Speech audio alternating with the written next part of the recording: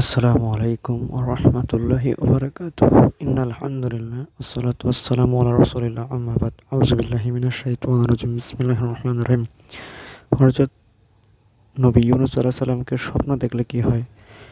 এই ধরনের স্বপ্ন যারা দেখবেন, অর্থাৎ নবী হযরত ইউনূস আলাইহি ওয়াসাল্লামকে স্বপ্ন দেখলে যে দেখবে সে এমন একটি কাজ সম্পর্কে সে তাড়াহুড়া করবে, অর্থাৎ যে কাজটা করবে সে অনেক তাড়াহুড়া করবে, অনেক অধৈর্য হবে, যা তাকে বন্দি দশায় ও সংকীর্ণতায় ফেলবে। অর্থাৎ সে বন্দি হয়ে থাকার সম্ভাবনা থাকবে এবং সংকীর্ণতা, অর্থাৎ ধরেন অনেক কিছু সহ্য করতে হবে, এসব কিছুকে সংকীর্ণতা বোঝায়।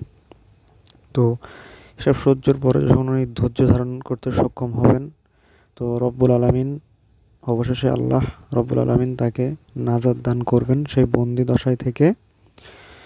এবং এ ধরনের স্বপ্ন সাধারণত তারাই দেখে যাদের তাৎক্ষণিকভাবে রাগ ওঠে, অর্থাৎ যারা রাগী মেজাজ, নবী মূসা আলাইহিস সালামের মতো তারাই এরকম হয় এবং রাগ করে থাকে আর কি, যারা রাগ তাৎক্ষণিকভাবে যারা রাগ করে এবং বা সাথে সাথে আবার আনন্দ লাভ করে এবং তার এমন একটি সম্প্রদায়ের সাথে সম্পর্ক থাকবে, অর্থাৎ তার এমন একটি আত্মীয় স্বজন অথবা বংশধরের সাথে, সম্প্রদায় বলতে সম্পূর্ণ বংশধর বোঝায়, ওই ধরনের কিছু সম্পর্ক থাকবে ওই বংশধরের সাথে যারা আমানতের খেয়ানত করবে।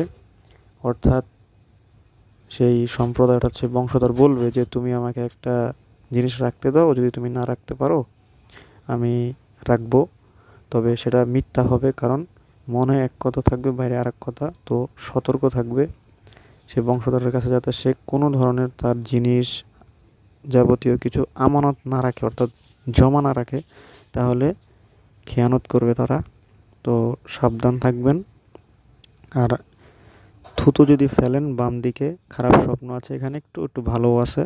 তো পশ্চিম দিকে বাম দিক বানাবেন না, পশ্চিম দিকে বাম দিক বানাবেন না, বাম দিক বানাবেন উত্তর অথবা দক্ষিণ দিকে, এরকম দিকে।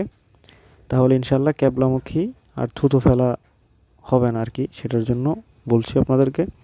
তো 3টা কাজ আপনারা করবেন না। এক হচ্ছে মিথ্যা কথা বলা, গীবত গাওয়া এবং মানুষকে কষ্ট দেওয়া। এগুলো হইলে কিন্তু আল্লাহ রব্বুল আলামিন দোয়া কিন্তু কবুল করেন না সহজে। তো চেষ্টা করবেন এগুলো থেকে দূরে থাকতে। 5 ওয়াক্ত নামাজ পড়বেন ইনশাল্লাহ। তো আজকে এই পর্যন্তই রাখি। আসসালামু আলাইকুম ওয়া রাহমাতুল্লাহি ওয়া বারাকাতুহু।